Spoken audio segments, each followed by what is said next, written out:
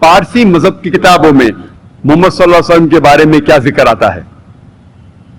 پارسی مذہب کے بانی ہیں زوراستر، اور اسے کہتے ہیں زوراسترنزم بھی، اور یہ وجود میں آیا پرشیا میں 2500 سال پہلے، اور ان لوگوں کو کہتے ہیں فائر ورشپرز، آگ کے پجاری۔ پارسی مذہب میں 2 قسم کے مذہبی کتابیں ہیں، دساتیر اور اوستا۔ دساتیر کے 2 حصے ہیں، خردہ دساتیر اور کلن دساتیر، یا خردہ اوستا اور کلن اوستا، اور اوستا کو کہا جاتا ہے زند اوستا بھی۔ اس کے 2 حصے ہیں، زند اور مہازند۔ کچھ پارسی یہ مانتے ہیں کہ اوستا دساتیر سے اور اونچی کتاب ہے، اور کچھ پارسی مانتے ہیں کہ دساتیر اوستا سے اونچی کتاب ہے۔ انشاءاللہ ہم کوشش کریں گے کہ دونوں کتابوں کا حوالہ دیں، دونوں کتابیں کیا کہتے ہیں محمد صلی اللہ علیہ وسلم کے بارے میں، انشاءاللہ اس کا ذکر کریں گے۔ جب ہم پڑھتے ہیں زند اوستا، فرود یشت، چیپٹر نمبر 28 ورس نمبر 129 میں لکھا ہے کہ وہ ماننے والے، وہ نیک دھرم کے، سوشنت کے، جو سوشنت میں یقین کرتے ہیں، یہ لوگ دھرم کو آگے لے کے جائیں گے۔ اس سے معلوم پڑتا ہے، بھوشیہ وانی میں لکھا ہے کہ سوشنت کے معنی ہیں جو تعریف کے لائق ہے، عربی میں ترجمہ کریں ہو جاتا ہے محمد صلی اللہ علیہ وسلم۔ اس بھوشیہ وانی میں لکھا ہے کہ جس طریقے سے پارسی سچے لوگ ہیں، اسی طریقے سے بعد میں ایسے لوگ آئیں گے جو پرانی کتاب میں مانیں گے اور سوشن کے ماننے والے ہیں، محمد صلی اللہ علیہ وسلم کے ماننے والے ہیں۔ آگے لکھا ہے زند اوستا میں، فرود یشت، چیپٹر نمبر 28 ورس نمبر 129 میں، کہ اس کا نام ہے وکٹوریس، استوت اریتا، اس کا نام ہے سوشین، اس کا نام ہے فتح۔ اور ہم جانتے ہیں محمد صلی اللہ علیہ وسلم الحمدللہ آخر میں سفلتا پائے اور فتح پائے، اور اب جانتے فتح مکہ کے بارے میں۔ اس بھوشیہ وانی میں لکھا ہے کہ اس کا نام ہے سوشینت۔ سوشینت اگر آپ ہیسٹنگز انسائکلوپیڈیا پڑھیں گے، اس میں لکھا ہے کہ سوشینت کے معنی وہ آدمی جو تعریف کے لائق ہے، عربی میں ترجمہ کریں گے تو ہو جاتا ہے محمد صلی اللہ علیہ وسلم۔ اس بھوشیہ وانی میں لکھا ہے کہ اس کا نام ہے استوت اریتا۔ استوت اریتا معنی وہ انسان جو تعریف کرتا ہے، ون ہو پریزز، عربی میں ترجمہ کریں ہو جاتا ہے احمد صلی اللہ علیہ وسلم، جو محمد صلی اللہ علیہ وسلم کا دوسرا نام ہے۔ آگے جب ہم پڑھتے ہیں، لکھا ہے زند اوستا میں، زمید یشت، چیپٹر نمبر 16 ورس نمبر 95 میں، کہ یہ استوت اریتا کے ماننے والے، یہ استوت اریتا کے ساتھی، وہ ایسے لوگ ہیں جو ہمیشہ اچھا سوچتے ہیں، اچھا بولتے ہیں، اچھے اعمال کرتے ہیں، اور کبھی بھی ان کی زبان بھی ایک بھی جھوٹ کبھی بھی نہیں کہا۔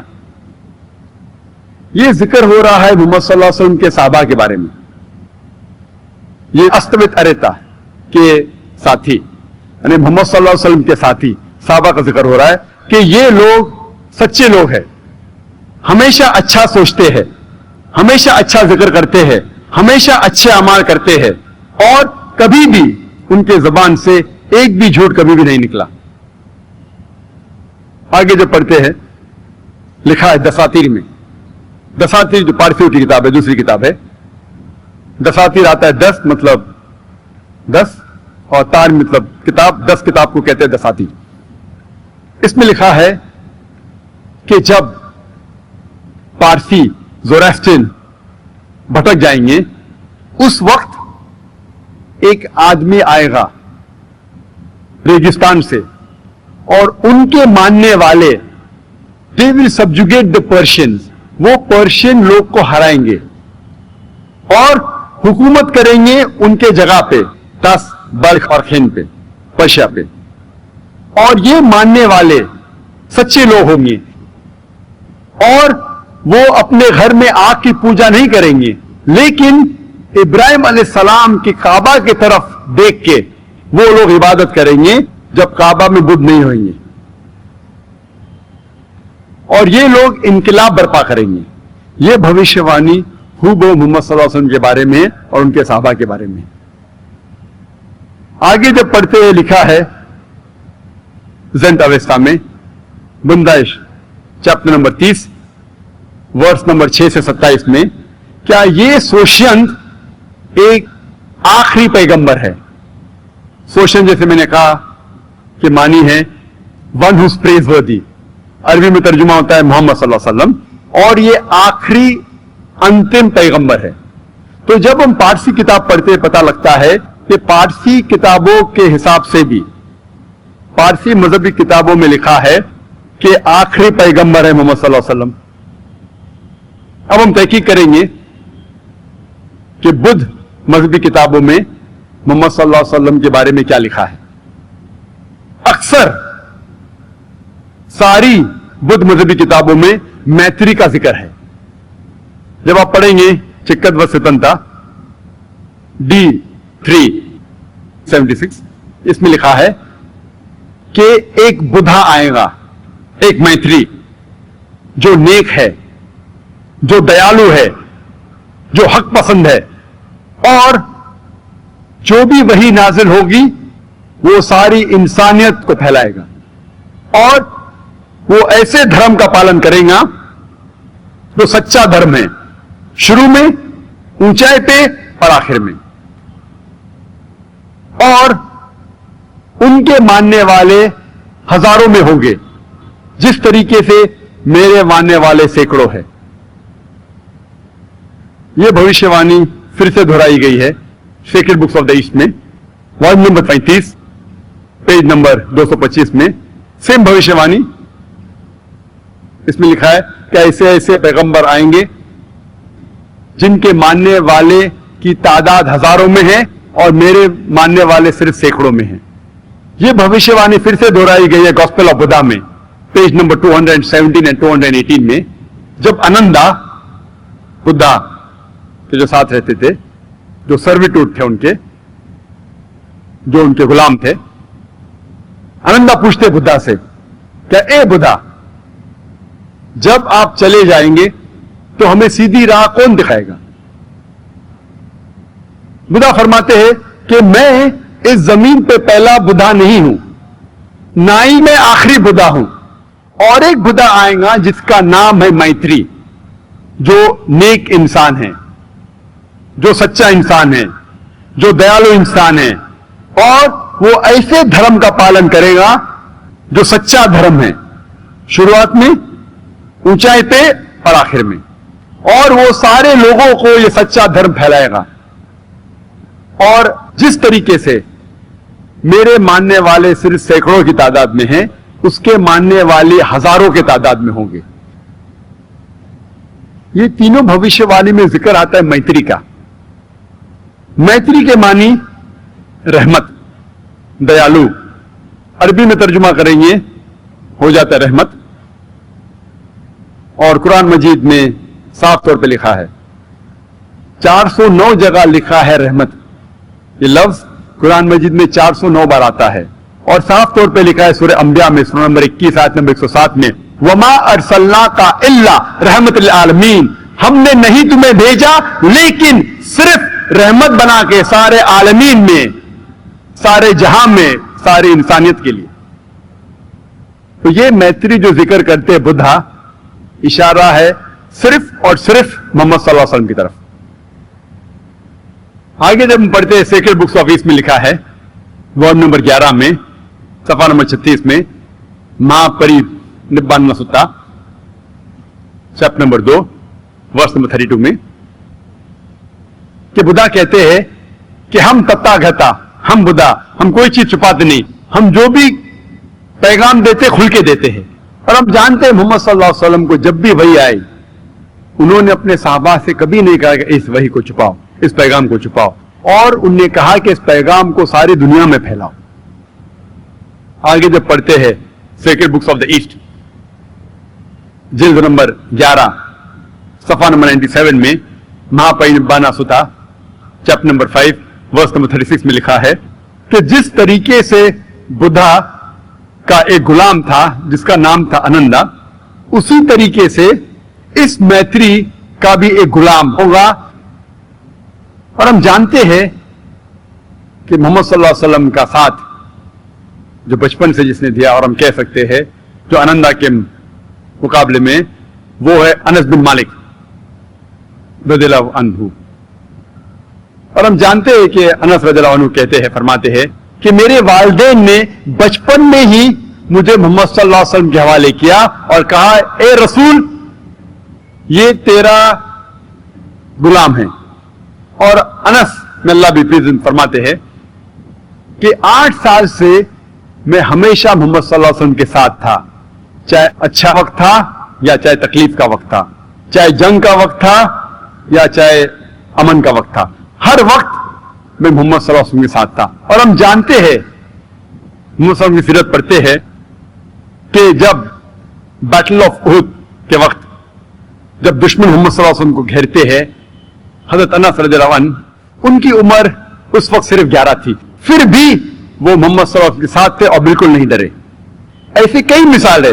ہم جانتے ہیں بیٹل آف ہنین کے وقت انس رضی اللہ عنہ ان کی عمر تھی صرف 16، اور جب آرچر جو تیر انداز جو آرچرز جب محمد صلی اللہ علیہ وسلم گھیرتے ہیں اس وقت بھی انس رضی اللہ عنہ وہ ڈرتے نہیں اور محمد صلی اللہ علیہ وسلم کا ساتھ دیتے ہیں.